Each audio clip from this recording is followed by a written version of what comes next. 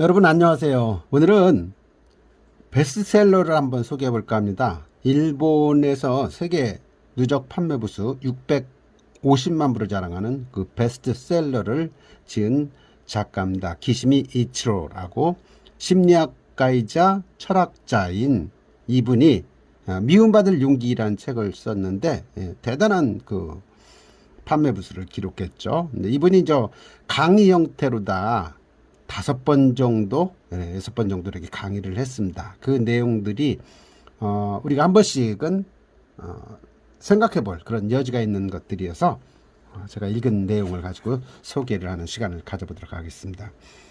기시미 이치로는 1956년생입니다. 교토에서 태어났고 심리학 권위자이자 철학자였죠. 아까 말씀드린 대로 미움받을 용기 1, 2가 아주 대단한 히트를 쳤는데 이분이 이제 강연을 했습니다. NHK 교토 교실에서 철학 강좌 형태로 해서 6차례에 걸쳐서 강연을 했는데 그 내용이 굉장히 와닿게 쓴 것 같아요. 그래서 여러분들에게 지금부터 소개를 해볼까 합니다. 자, 첫 번째 수업 철학이란 무엇인가에 시작해서 두 번째 수업은 행복해지는 법에 대한 이야기를 담았고, 그다음에 세 번째는 우리 모두는 타인의 타인이다. 재밌는 얘기를 했어요. 타인의 타인이다.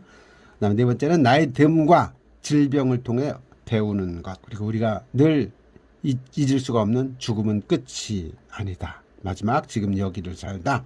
이런 내용을 해서 6차례에 걸쳐서 지금부터 진행을 해보도록 하겠습니다. 자, 첫 번째 철학이란 무엇인가부터 한번 살펴보도록 할까요? 철학은 참 어려운 것이죠. 그런데 누구나 철학은 배울 수 있다라고 이야기를 합니다. The computer for the rest of us. 우리 모두를 위한 컴퓨터처럼 우리 모두를 위한 철학이 될 수 있다는 이야기죠. 소크라테스는 마을 광장에서 청년들과 대화를 나눴습니다. 그렇지만 플라톤이나 아리스토텔레스처럼 학생들이 강의를 하지 않았던 것처럼 철학은 어디서나 또 어떤 형식으로든 배울 수 있다고 이렇게 적고 있습니다. 자, 철학을 배우는 이상 배우기 전과 배운 후 인생은 달라져야 되겠죠. 그렇지 않으면 철학을 배우는 의미가 없다. 맞는 이야기입니다. 자, 철학은 보통 필로소피아라고 합니다. 필로소피아. 지혜를 사랑한다. 이런 뜻이 있다고 하죠. 철학의 정의를 내려보면 철학은 기성의 가치관이나 상식을 의심해보는 그런 정신, 이렇게 이야기를 할 수 있다고 설명을 하고 있습니다. 철학하면 소크라테스를 빼놓을 수가 없죠.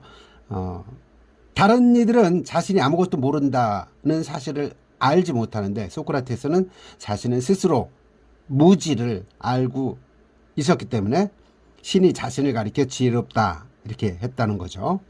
그래서 대중 앞에서 자신의 무지함을 드러내게 된 사람들은 소크라테스를 비호하고 비방을 했고, 근데 반대로 신탁의 의미를 풀기 위한 문답 과정에서 지켜본 젊은이들은 소크라테스를 따르면서 문답법을 흉내내기까지 했다는 거죠. 그래서 나중에 소크라테스는 청년들에게 악영향을 끼친다는 이유로 고발을 당하고 재판받고 사형에 처해지게 됩니다. 이게 이제 소크라테스가 법도 법이다라고 하면서 독배를 마셨다는 이야기 간단하게 설명을 드려놨습니다. 강연을 진행하고 있는 기시미 이치로는 본인의 어렸을 때 이야기를 지금 하고 있습니다. 초등학교 3학년 때였는데 할아버지와 남동생, 할머니가 연달아서 세상을 떠났다는 거죠. 그때 인생 처음으로 죽음이라는 것을 알게 됐다는 얘기죠. 매우 충격적이었다. 그렇죠. 다른 사람이 죽으면 모릅니다. 근데 나와 연관이 된 사람들이 죽었을 때 그때 충격적으로 이제 죽음에 대한 의미가 다가오는 거죠. 저도 마찬가지였던 것 같습니다. 저에게는 어머님이 돌아가셨을 때가 가장 충격적으로 와닿았고 한동안 정신적 공황을 견디지 못할 정도로 힘들었던 그런 기억이 나고 있습니다. 이분도 마찬가지였던 것 같습니다. 그렇게 가까운 사람들이 죽고 나서 굉장한 충격을 받고 그러면서 철학에 대한 생각을 했던 것 같습니다. 철학은 구체적으로 생각하는 것이다. 그러면서 여기 재미난 이야기가 있어요. 참새 시리즈 아십니까? 참새 5마리가 전깃줄에 앉아 있는데 그중 한 마리를 총으로 쏴 떨어뜨리면은 전깃줄에는 과연 몇 마리 참새가 남아 있을까요? 산수나 수학에서라면 답은 4마리죠. 5마리가 있는데 한 마리 쐈으니까. 근데 현실은 한 마리도 남아있지 않다는 것이 정답입니다. 왜요? 당연하잖아요. 총소리에 전부 다 날아갔을 거 아닙니까? 예. 그래서 이것이 철학이라는 얘기죠. 구체적으로 생각한다는 게 바로 이런 것이다. 예. 철학도 이와 똑같은 얘기다. 산수에서는 5마리에서 한 마리를 쏘면 4마리가 남아야 되지만은 이미 철학에서는 그 총소리를 듣고 다 도망갔다. 이런 얘기를 우회적으로 하고 있습니다. 자, 인간의 행위는 가치 판단을 통해 이루어진다는 이야기를 하고 있습니다. 인간은 행위에 앞서서 목적 또는 목표를 세우죠. 이 말은 인간이 무엇을 하려고 할 때는 그 행위가 선인지 악인지를 판단한다는 뜻이죠. 이 선과 악이 바로 가치. 그리스어로 선과 악이라는 단어에는 도덕적 의미는 없다. 그저 선은 도움이 된다. 악은 도움이 안 된다. 이런 의미라는 거죠. 그래서 아무 생각 없이 학교에 가는 아이들과 달리 모두가 자명하다고 생각하는 사실에 의문을 품는 아이도 있다. 그런 아이들이 학교에 가서 공부하는 일에 어떤 의미가 있는지, 자신이 매일 반복하는 생활이 어떤 가치가 있는지를 생각을 하게 된다는 거죠. 그래서 이제 이런 사례가 소개되고 있네요. 어느 한 고등학생이 복도에서 선생님과 마주쳤는데 인사를 하지 않았다 해요. 이제 선생님이 학생을 불러놓고 선생님을 봐도 인사할 줄 모르는 녀석은 이제부터 학교에 나오지 마! 라고 말을 했다는 거죠. 그래서 학생이 다음날부터 학교에 가지 않았습니다. 무단결석을 한 거죠. 왜 그랬냐 그랬더니 선생님이 학교 나오지 말라고 해서 안 나왔습니다. 그래서 다른 선생님이 그런 얘기를 합니다. 얘야, 복수하고 싶다면 너 자신만 손해보는 일을 왜 하니? 학교에 안 가면 너만 손해보는데? 내가 손해 안 보면서 선생님께 복수하는 좋은 방법이 있지. 그게 뭔데요? 한밤중에 선생님 댁에 전화 걸어서 아무 말도 않고 끊어버리는 거야. 지금은 안 통하는 거죠. 왜냐하면 휴대폰 번호가 찍히니까. 예. 일반 전화를 한다면 모르겠습니다. 예. 여하튼 예. 그런 의미가 지금 담겨져 있습니다. 그래서 가치를 인정하지 않는 사회에서는 모든 일이 독재자가 바라는 대로 된다. 이미 확고한 가치관이 있는 곳에 새로운 가치관을 주입하기는 쉽지 않지만 없는 곳에 주입하기는 쉽다. 그래서 가치 상대주의는 독재의 온상이 된다. 생각할 줄 모르는 사람은 위정자의 입맛에 맞는 가치관을 주입당하기 쉽다. 그래서 고학년 청년이 사회비중기에 빠져 쇠뇌당하고 살인 저지르는 일도 벌어지는 거다. 어릴 때 공부만 하고 사회에서 일어나는 일에 무관심하게 자랐기 때문이다. 오로지 자기 자신만 생각하는 엘리트는 해롭기만 할 따름이다. 우리는 우리를 둘러싼 여러 사물과 사건에 관해서 철저하고 꾸준하게 생각을 해 나가야 됩니다. 철학을 배우면 생각하는 이치가 보이기 시작한다. 어떤 식으로 생각하면 좋을까? 그 이치는 그리스어로는 로고스라고 합니다. 이성 또는 말이라는 의미죠. 그래서 이런 의미로 철학에 대한 시간 소개를 하고 있습니다. 자, 강의를 끝나고 이시로와의 대화를 나눈 내용들이 소개가 되어 있습니다. 그 중에서 한두 가지만 제가 사례를 한번 들어볼게요. 선생님께 기존의 개념이나 상식을 의심하고 생각하는 것과 행복은 어떤 의미인가요? 라고 누군가가 질문을 한 내용입니다. 여러 가지를 의심하기 시작하면 보지 않아도 좋았을 현실이 보이기 시작하므로 사는 것이 괴로워진다. 새가 높이 날아오르기 위해서는 바람이라는 공기 저항이 없으면 안 되듯이 고통도 우리가 살아가는데 필요하다. 그런 생각을 하게 되면 사는 것이 힘들어도 삶에는 가치가 있으며 그것이 우리 행복으로 이어진다 라고 생각할 수 있다. 이렇게 답변을 했습니다. 그 다음에 생명이란 말을 강연 중에 여러 번 하셨는데 선생님이 생각하는 생명이란 어떤 형태인가요? 라고 질문을 했습니다. 그랬더니 아침에 눈을 뜨는 것 얼마나 감사한 일이 새삼 깨닫게 되었고 정신적 안정을 찾을 수 있었다. 아침에 눈을 뜨면 하루 뭔가 할 일이 남아있다는 생각을 하게 됐고 그렇게 하루하루 삶을 의식하며 오감으로 느끼면서 생활하다 보니까 제 자신이 살아있는 것만으로도 가치가 있다는 생각이 들더라. 할 수 있는 일이 있다면 타인에게 공헌을 하고 싶다라는 생각도 하게 되었다. 힘들고 괴로울지라도 살아가는 일은 고귀한 일이다. 살다 보면 싫은 일도 괴로운 일도 있기 마련인데 살아서 다행이다 라고 생각하는 것. 그것이 바로 생명이다. 이렇게 설명을 하고 있네요. 두 번째 강연 들어가 볼까요? 행복해지는 법입니다. 누구나 행복해지고 싶죠. 사람이 살면서 제일 많이 희망하는 것이 행복해지는 겁니다. 예. 그런 의미에서 이 강의도 굉장히 의미가 있다고 생각이 들어요. 행복은 존재 그 자체다. 행복은 성공을 뜻하는 것이 아니다. 행복은 궁극적인 것이고 성공은 행복을 위한 수단에 불과하다. 미키라는 사람은 행복은 존재고 성공은 과정이다. 이렇게 이야기를 했습니다. 행복은 존재라는 이런 말은 행복해지는 것이 아니라 행복하다는 것을 뜻하는 것이다. 이런 얘기죠. 지금 여기 이 과정이 중요하다는 얘기입니다. 행복이 진부하고는 퇴보하는 일이 없으며 예전만큼 행복하지 않게 되는 일도 없음을 미키는 행복은 존재다라는 표현을 통해서 설명을 하고 있다. 이렇게 얘기를 하고 있습니다. 자, 저자는 개성과 질서의 문제에서 이런 이야기를 하고 있습니다. 부모님이 반대해도 나는 내 인생을 살겠다. 나는 성공한 사람이 되지 않아도 그만이다. 행복한 인생을 살겠다와 같은 말을 할 수 있는 젊은이를 키워나가는 것이 부모를 포함해서 교육자가 할 일이다. 이렇게 이야기를 하고 있습니다.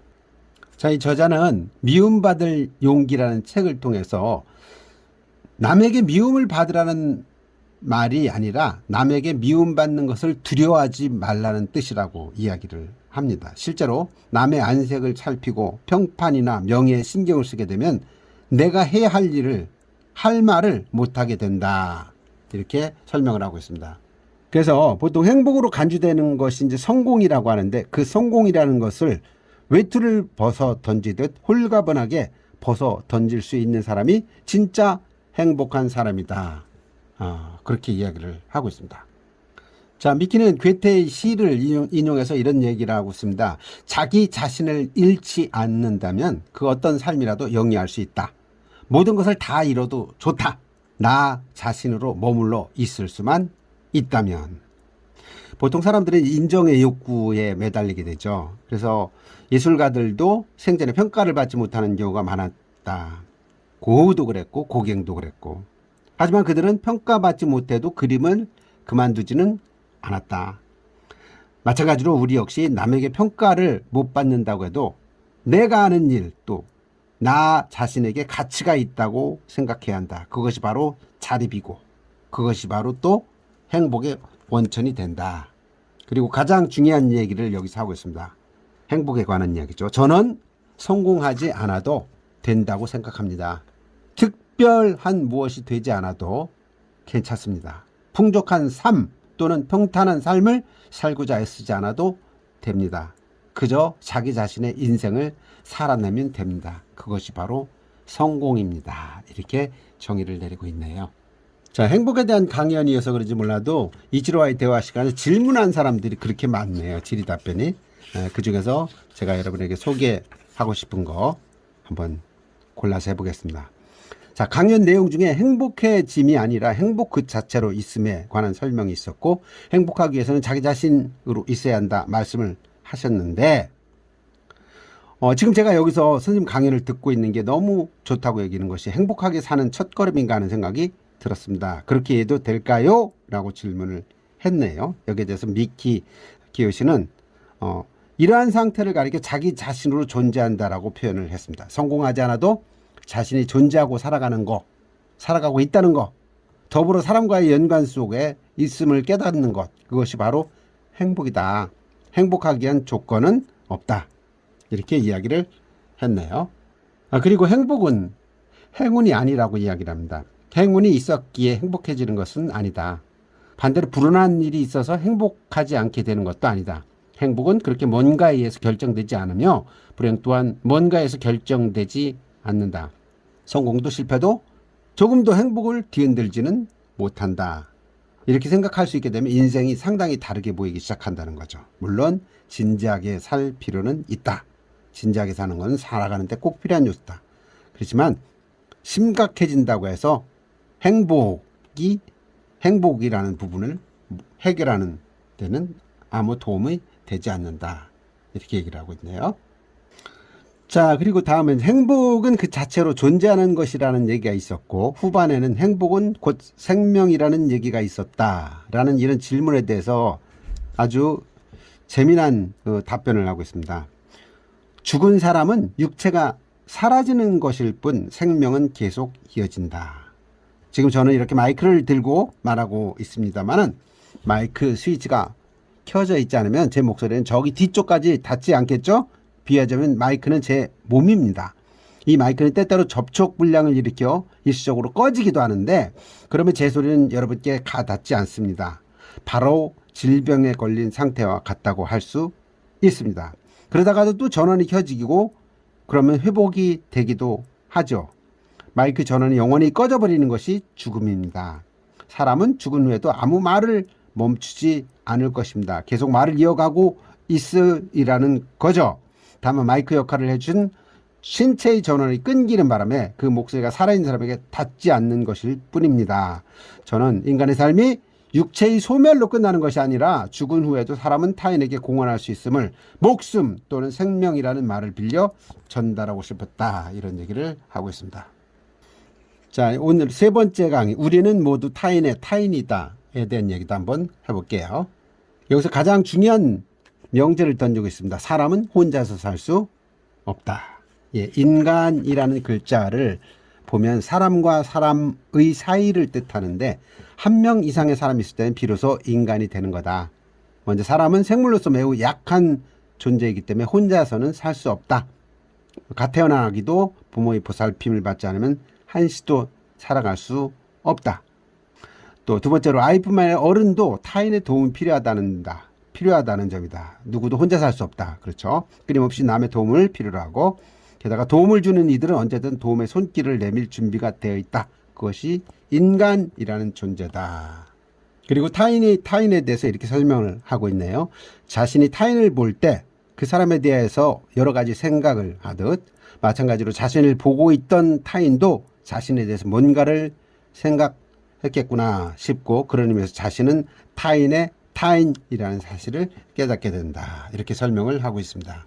그리고 타인에 대한 긍정적 관심을 이야기하면서 독일어의 미트멘션이라는 단어를 소개합니다. 미트는 함께, 멘션은 사람들 이런 뜻이죠. 그래서 친구, 사람과 사람은 친구라는 의미를 여기서 이끌어내고 있습니다.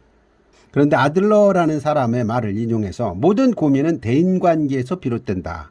대인관계는 불행이나 고민의 원천이라고 해도 지나치지 않다. 그렇죠? 대인관계를 통해서만 행복, 삶의 기쁨을 느낄 수 있다는 것도 사실입니다. 맞지 않습니까? 따라서 행복해지기 위해서는 대인관계 안으로 발을 들여야 하는데 그 대인관계 안으로 발을 들일 용기를 내기가 쉽지 않다는 거죠. 그리고 아들러의 표현을 빌어서 공동체 감각에 대한 얘기를 하고 있죠. 타인의 눈으로 보고 타인의 귀로 듣고 타인의 마음으로 느끼는 것. 이것이 공동체 감각이다. 만일 자신이 상대방과 같은 입장이라면 어떻게 느끼고 어떻게 행동을 할까? 상대의 시선으로 생각하고 그것을 공감, 동일시라는 말로 표현을 하고 있습니다. 이 선악을 넘어 상대방을 있는 그대로 받아들이는 마음이 중요하다고 하는데 불교에서는 이런 마음을 이제 대비라고 하죠. 대자 대비할 때 대비. 그리고 그렇게 선악을 넘어 상대방을 있는 그대로 받아들이는 마음이 작용하는 세계, 이거를 정토 세계라고 합니다. 이 정토라는 것은 죽은 후의 세계가 아니고 도저히 받아들일 수 없는 사람이 있어도 받아들이려고 하는 생각하는 세상을 정토라고 한다. 이렇게 설명을 하고 있습니다. 그리고 있는 그대로의 자신이어야 공헌할 수 있다라고 합니다. 공헌. 책 쓰기와 같은 어떤 행위가 공헌이냐? 그렇지 않다는 거죠. 예를 들어서 병상에 아무것도 못했을 때도 제 가치는 없는 것일 테지만 아니라는 얘기죠. 누구나 존재 그 자체와 살아있음을 통해서 공헌을 할 수가 있다. 그러면서 이런 사례를 들고 있습니다. 만약 어머니가 아파서 병원에 있다. 그러면 어머니는 나한테 도와주는 건 없지만 그 자체로 나한테 공헌을 하는 것이다. 이렇게 설명을 하고 있는 거죠. 그리고 사람이기 위해서 뭔가를 원한다. 뭔가를 하고 싶다. 와 같은 그런 욕구의식이 있어야 한다. 예를 들어 그런 욕구의식이 있고 그런 욕구의식의 주체로서의 자기의식이 있어야 한다. 자신이 자신임을 의식할 수 있는 것, 이것이 바로 인격이다 라고 설명을 하고 있네요. 자, 마지막으로 이승과 저승, 삶과 죽음에 대해서 하는 질문에 대해서 이런 재미있는 답변을 하고 있습니다. 시게마츠 기요시의 소설에 나오는 이야기를 토대로 해서 암에 걸려 남편보다 먼저 세상을 떠난 아내 이야기입니다. 아내가 자신이 죽으면 남편에게 전해달라며 간호사에게 편지를 남기죠. 남편은 아내가 죽은 후 간호사로부터 편지를 받습니다. 그 편지에 이렇게 쓰여 있었습니다. 잊어도 괜찮아요. 나를 잊어도 괜찮아요. 사람은 두 번 죽는다라는 말인데 정말 그런 것 같습니다. 남겨진 사람은 애써서 떠올리겠지만 잊는다고 해서 결코 매장한 것은 아니다. 그래야만 잘 살아갈 수 있다. 산 사람은 새롭게 인생을 살아가야 된다. 시간이 지나 죽은 사람을 예전처럼 항상 떠올리지 않게 되는 것은 오히려 건전하다고 생각한다. 그래도 생각이 날 때 생각하면 된다. 슬플 때 슬퍼하면 하다 보면 슬픔에서 벗어날 수가 있다. 그렇죠? 사랑한 사람을 앞서 보낸 사람은 누구나 더 잘 해주지 못했음을 후회하고, 부모님 간병을 해본 사람은 특히 스스로 목숨을 끊은 사람의 가족들이 느끼는 슬픔과 후회는 이루 말할 수가 없다고 하죠. 죽음은 인생의 마지막 형태일 뿐 고인의 인생의 에피소드는 그것 말고도 많습니다. 즐거웠던 일도 많았을 테고, 그쪽으로 눈을 돌린다면 언젠가는 죽은 사람을 떠올려도 눈물보다는 미소가 떠오르는 그런 날이 분명히 있겠지요. 삶은 고통이라는 말입니다. 하지만 삶이 고통의 연속이라고 해도 결코 불행은 아니다. 네, 이런 얘기를 하네요. 자, 네 번째 강연은 나이 듦과 질병을 통해 배우는 것, 이런 제목입니다. 저자는 교통사고를 통해서 이런 얘기를 하고 있습니다. 중학교 2학년 때 교통사고를 당했다. 오토바이와 정면 충돌했는데 의식불명의 중태에 빠지진 않았지만 사고 후 얼마간의 기억이 없었다. 사고를 당한 게 무섭기도 했지만 그보다 더 겁이 났던 것은 블랙아웃 된 그 상태에서 내가 무엇을 했는지 모르는 시기가 있었다는 사실이라는 거죠. 여기서 간단한 깨달음을 이야기하고 있습니다. 젊은 사람들은 내일이 오는 걸 당연하다고 여기는데, 교통사고를 당하거나 이렇게 꼭 사고가 아니더라도 어떤 병에 걸리거나 했을 때 내일이라는 날이 오지 않을 수도 있다라는 생각을 하게 된다는 거죠. 내일이라는 날이 오지 않을 수도 있다. 사람은 누구나 늙어가게 돼 있죠. 젊음과 아름다움에만 자신의 가치를 인정한 여성은 갱년기가 되면 남의 이목을 끌 방법에 괴로워하고 심지어 불쾌한 기분을 넘어서 우울증에 걸리기도 한다는 거죠. 그래서 자꾸 나 예뻐하고 물어보기도 합니다. 쇠약해지는 건 신체뿐만이 아니죠. 기억력도 나빠지고, 그렇습니다. 가치가 자꾸만 저하가 되는 거죠. 그래서 어느 유행가 가사를 보면 그런 이야기도 나옵니다. 우리는 늙어가는 것이 아니라 익어가는 것이다. 삶을, 노후를 진화나 퇴화가 아니고 변화라고 보는 것, 그것도 어떻겠느냐, 이런 이야기도 여기서 하고 있네요. 저자는 병에 걸려 아프든 아니든 살아있음에 감사할 줄 알아야 된다. 나이 먹고 늙는 것도 마찬가지다.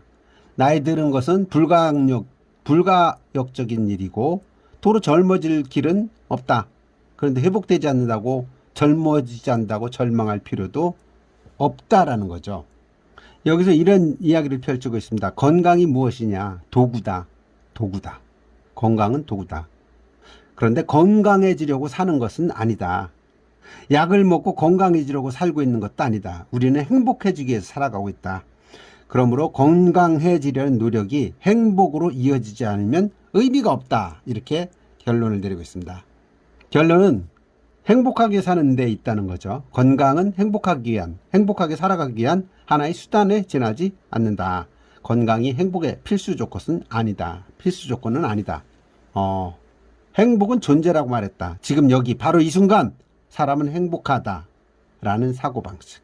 뭔가를 달성하지 못한다고 해서 행복해지지 못하는 것은 아니다. 행복은 목적이다. 행복은 먼 미래에 있는 게 아니라 바로 지금 여기에 있다. 자, 여기서는 공헌감을 느낄 수 있는 공헌에 대한 이야기를 하고 있습니다. 우리가 늘 겪는 일들이죠. 병이 들면 다른 사람에게 피해를 주게 된다는 생각. 그죠? 늙으면 죽어야지. 이런 이야기죠. 근데 옳지 않다는 거죠, 이게. 부모님을 간병해야 하는 상황이 되었을 때 혹시라도 부모님이 그런 말씀을 하시면 단호하게 말씀을 하라는 얘기죠. 아픈 사람은 간병이나 간호를 하는 가족이 공헌감을 느낄 수 있도록 공헌을 하고 있는 것이다. 부모님을 보살핌으로써 공헌감을 느낄 수 있게 된다면 자신에게 가치가 있다라고 생각할 수 있다라는 어떻게 보면 이색적인 논리를 전개하고 있습니다. 그리고 여기에 responsibility라는 단어를 소개하고 있습니다. responsibility라는 단어 어원을 따져보면 response 응답하다라는 데다가 ability 능력이라는 말이 포함됐다는 얘기죠. 그래서 우리 몸이 자신에게 이상 신호를 보냈을 때 그 신호에 응답하는 능력을 가리켜서 responsibility라고 한다. 예. 판덴베르라는 사람이 이런 말을 했답니다. 모든 것은 시간과 더불어 움직이는데 환자는 무시간에 물가로 떠밀려 올라간다. 내일은 오지 않을지도 모른다 라는 의미라는 거죠. 인생을 가장 심하게 오해하고 있는 이는 누구일까? 건강한 사람들이 아닐까? 예, 건강했을 때 보지 못했던 것이 병상에 눕게 되었을 때 비로소 보이기 시작한다는 말이죠. 시 중에도 그런 시가 있죠. 내려갈 때 보았네, 올라갈 때 보지 못했던 꽃. 이거 갖고 비슷한 얘기 같습니다. 사람은 몸이 아파지면서 대인관계의 모습이 달라지는 것을 느낀다는 거죠. 몸이 아프면서 가깝게 지내던 사람과 멀어지거나 반대로 별로 친하다고 생각하지 않았던 사람들이 자신을 소중히 여기고 있음을 깨닫게 되기도 한다는 거죠. 5번째 수업, 자, 죽음은 끝이 아니다. 이 내용 한번 들어가 볼까요? 자, 사람은 나이를 먹고 병에 걸려 의식이 흐려지다가 마침내 죽음을 맞이하게 됩니다. 그렇다면 사람이 죽으면 더 이상 사람이 아닌 게 될까요? 아니라는 얘기죠. 산 사람에게 죽은 사람은 생전과 다름없이 계속 살아있는 존재이며 죽은 사람은 산 사람의 마음속에서 계속 살아가게 된다. 이것은 비유가 아니라 실제로 그렇다고 지금까지 말씀했고 죽음에 관해서 여러 차례 강연을 하는 가운데 했던 이야기인데 오늘은 조금 다른 부분에 중점을 두어서 이야기를 하겠다는 겁니다. 그렇다고 해도 죽음은 삶과 같지는 않다라는 부분에서부터 이야기를 풀어나가려고 하고 있습니다. 이 삶과 죽음 사이에 단절이 없다고 생각하고 싶어하는 사람이 있다는 거죠. 그게 바로 소크라테스입니다. 소크라테스는 죽음이라는 것이 뭔지 2가지 가설을 들었습니다. 하나는 죽음은 보통의 잠이 아니라 꿈을 꾸지 않는 잠이다. 그리고 또 하나는 죽음은 이 세상에서 저 세상으로 주소를 옮기듯 영혼이 옮겨가는 과정이다. 이렇게 2가지로 해석을 하고 있습니다. 우리는 이미 사람이 죽었는데도 고인이 한 이야기가 살아있는 사람에게 영향을 미치는 것을 경험하거나 또 보는 경우가 있다는 거죠. 그럼에도 불구하고 죽음은 이별이다. 그것이 어떤 식이든지 헤어지는 것인 이상 슬프지 않을 수 없다. 언젠가는 헤어져야 한다. 죽음은 받아들여야 하는 때가 오게 마련이라고 이야기를 합니다. 소크라테스는 사람이 죽음을 두려워하는 이유에 대해서 지혜가 없으면서 있다고 생각하기 때문이라고 이야기를 합니다. 그런데 죽음을 향한 두려움을 멈추는 방법으로 인생을 지나가는 변화라고 보는 관점이 있죠. 질병이나 나이 듦과 마찬가지로 죽음도 역시 변화의 하나일 뿐이다. 이렇게 생각하면 두려운 마음이 죽음에 대한 두려운 마음이 가셔질 수도 있겠죠. 네. 2번째는 어차피 죽는데 어차피 죽을 인생인데 이렇게 생각하는 거죠. 예. 그런데 죽음이 어떠한 것일지라도 가령 무로 돌아가는 것이라 하더라도 지금의 삶의 방식, 삶에 대한 태도를 바꿔서는 안 된다. 이렇게 얘기를 하고 있습니다. 그러면서 저자는 이런 이야기를 합니다. 매일을 충실하게 살아내다 보면 어느새 자신의 미래나 죽음에 대해서 생각하지 않고 살아갈 수 있게 된다. 죽음이 어떤 것인지에 관해서 신경 쓰지 않아도 된다. 요즘 이런 생각을 하면서 살고 있다. 그런 얘기를 하고 있습니다. 자, 마지막으로 죽음에 대한 3번째 이야기입니다. 여러분 옆에 보시는 그림을 보면 육체와 영혼이 있죠. 예. 영혼이 내 곁을 떠나면 죽음이 된다. 또 육체, 뇌, 의식. 이 2번째 그림이고 마음, 육체, 뇌, 생명. 이 3번째 그림입니다. 자, 이 그림을 먼저 보신 다음에 또 한 번씩 풀어나가 보도록 하겠습니다. 플라톤은 영혼 불멸설을 주장을 했죠. 현대인에게 좀처럼 와닿지 않는 얘기일 수도 있겠지만은 플라톤뿐만 아니라 당시 그리스인들은 영혼이 육체라는 옥에 갇혀 있다 이렇게 생각을 했다는 거죠. 그래서 죽음이라는 것은 영혼이 육체에서 분리되는 것이다. 영혼이 육체로부터 해방되도록 힘써왔기에, 즉 죽음의 상태에 가깝게 살아왔기에 소크라테스는 재판을 받고 상이 확정됐을 때에도 죽음이 두렵지 않다고 영혼은 불면한다 이렇게 말할 수 있었던 거라는 거죠. 그것이 현대 와서는 영혼을 의식으로 파악을 하고 있고 몸의 일부인 뇌가 의식을 만들어낸다고 본 겁니다. 다시 말해서 의식은 육체 또는 몸의 일부인 뇌가 만들어내는 것이고 죽음은 뇌 활동이 정지되는 것이다. 뇌가 정지하면 의식도 사라진다라는 개념. 결과적으로 모든 의식은 뇌에 기인한다라는 말이죠. 뇌와는 별개로 영혼 혹은 마음이나 의식 또는 정신이라고 불러도 될 것 같다. 그리고 세 번째 그림이요. 나는 마음과 몸으로 구성된다. 이 몸 안에 뇌가 포함된다. 나라는 존재가 마음을 사용하고 나라는 존재가 몸을 사용하는 바로 나라는 것이다. 그래서 나라는 것이 분할할 수 없는 전체로서의 개인이다. 이 그림을 설명하는 거죠. 자, 지금부터 마지막 수업, 지금 여기를 살다에 대한 이야기를 해보겠습니다.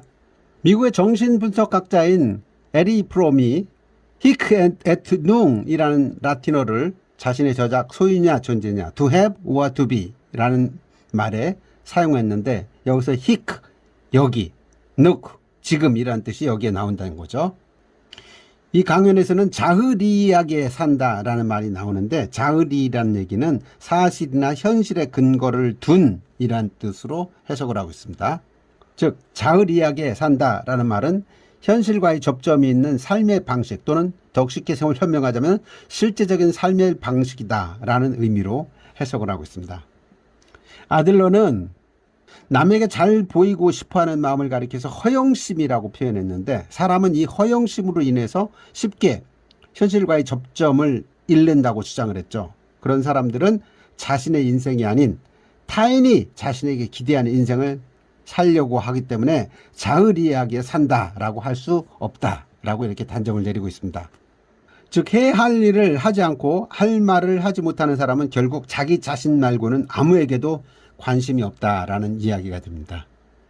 남에게 좋은 소리를 들었다고 해서 기뻐하는 사람들이 많은데 누군가로부터 무슨 말을 듣든 스스로 자신의 가치를 인정할 수 있어야 한다.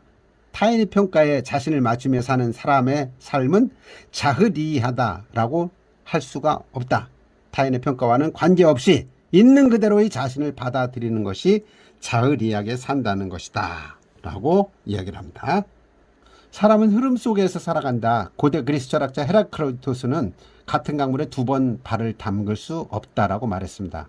사람은 지금 현재를 사는 것이며 그 점의 연속이 인생일 뿐이다. 자, 결론적인 얘기입니다. 지금 여기에 있는 목표죠. 과거나 미래에 얽매이지 않고 지금 여기에 초점을 맞춰서 어떤 삶의 방식이 바람직한지를 적극적으로 생각하면서 살아가야 한다. 현실과의 접점을 잃어버리면 인생이 요구하는 것, 인간으로서 타인에게 뭘 줘야 하는지를 잊는다. 타인에게 뭘 줄 수 있을까요? 준다는 것은 바로 공헌한다는 의미다. 자신이 지금 여기를 살아가는 것 그 자체가 타인에게 공헌하는 일이다. 나이를 먹거나 병에 걸려서 여러 가지를 못하게 되었다고 해도 자신의 가치는 변함이 없다. 몸이 아파서 가족의 도움을 받는다고 해도 폐를 끼친다고 생각할 필요는 없다. 자신은 가족이 그런 보살핌이나 간병을 통해 공헌감을 가질 수 있도록 공헌하고 있는 셈이나 마찬가지인 것이다. 타자 공헌이 삶의 목표다. 목적이나 목표를 미래에 두지 않아도 된다. 아무것도 이루어지지 않아도 지금 여기를 사는 것으로 타인에게 공헌하는 하고자 하는 목표로 살아가는 것이기 때문에 지금 여기를 산다는 것은 찰나적으로 산다는 의미가 아니다. 무언가를 달성하지 않아도 삶의 매 순간 타인에게 공헌하고 있음을 알면 미래를 기다리지 않아도 지금 여기에서 행복할 수 있다. 오늘의 결론입니다. 인간의 가치는 삶에 있으므로 인생이 아무리 고통스러워도 살아가자는 마음을 갖는 것이 자의리하게 사는 삶이다. 다시 한번 읽어볼까요? 인간의 가치는 삶에 있으므로 인생이 아무리 고통스러워도 살아가자는 마음을 갖는 것이 자의리하게 사는 삶이다. 자, 마지막 질문이 나왔습니다. 코로나 바이러스의 전파가 날로 심각해지고 있습니다. 우리는 어떻게 하면 희망을 갖고 살아갈 수 있을까요? 이런 질문에 대해서 마지막 대답이 나오고 있습니다. 제가 중요한 부분만 읽어보겠습니다. 지금의 코로나 바이러스는 세계 각국에서 발생하고 있으니 모든 사람에게 책임이 있는 것이지요. 국가를 넘어 모두 한마음으로 극복을 위해 노력해야 합니다.